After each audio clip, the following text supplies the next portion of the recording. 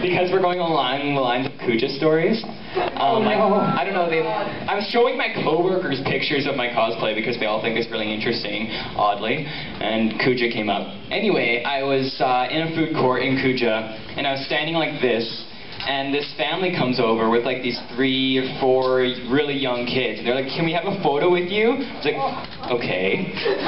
One girl comes over to my thigh. She puts her arm around my thigh like this and hugs my thigh right there, as I'm not wearing anything in this, hardly anything in this region. And as we stand for the photo, and I'm sort of trying to like stand away so she's not near my crotch, just trying to make this photo PG-13. And her mom snaps the photo, is like, "Thank you very much," and walks away, and the girl hugs my thigh really tight and walks away. And at that point, I felt like a creeper, but without actually meaning to be a creeper.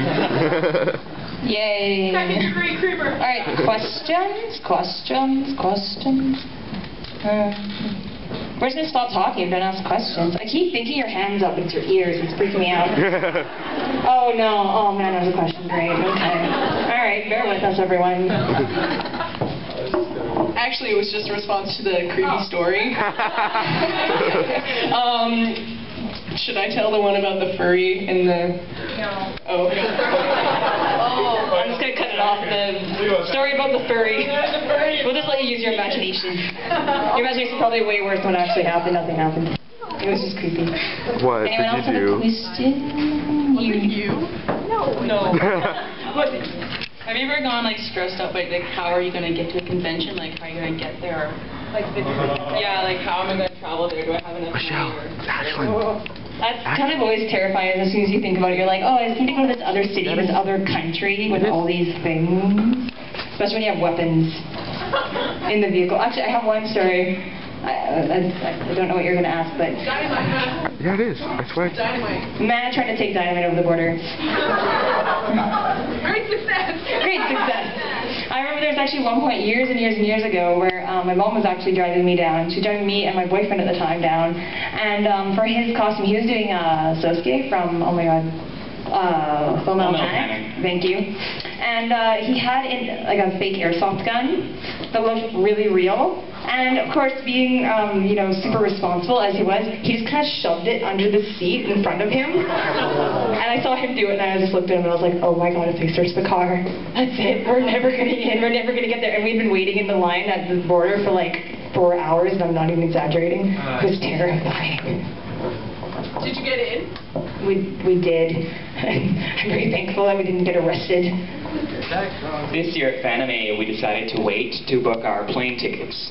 So the only plane ticket we could get was from Seattle to San Jose and then back, and then we'd have to bus in between. That was all okay getting there, but on the way back, our flight got in at 8:45, and I figured, we'll just book a bus back, no big deal.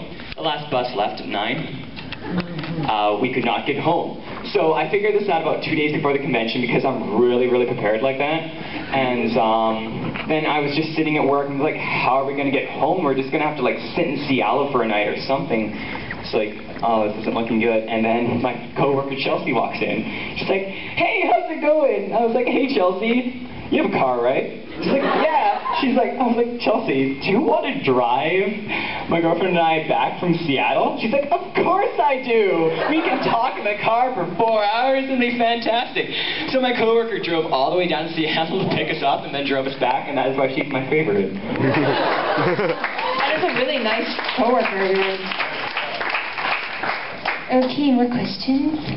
Oh, here we go. Oh, I like your costume. My question is, what do you guys do for real jobs? Real life?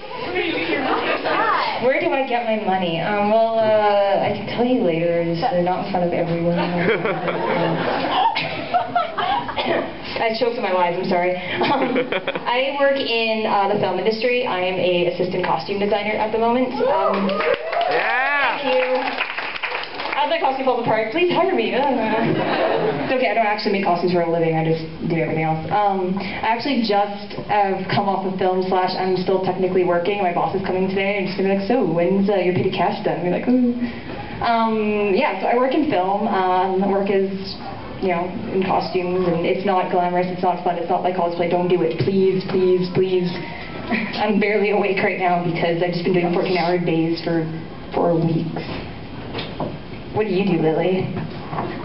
I live off an allowance. Yeah!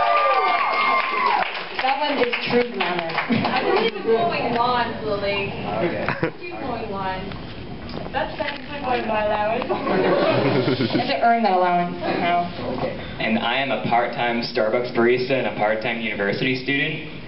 And I figured the only reason I can really afford to cosplay is because I'm lucky enough to have my parents paying for my schooling and some of my living expenses. So yeah, otherwise, I mean, if I was just living off a barista's salary, I probably couldn't be able to do this. And this is my current job. Yeah! Josh is currently living in a cardboard box and with his Mac and his camera, just editing.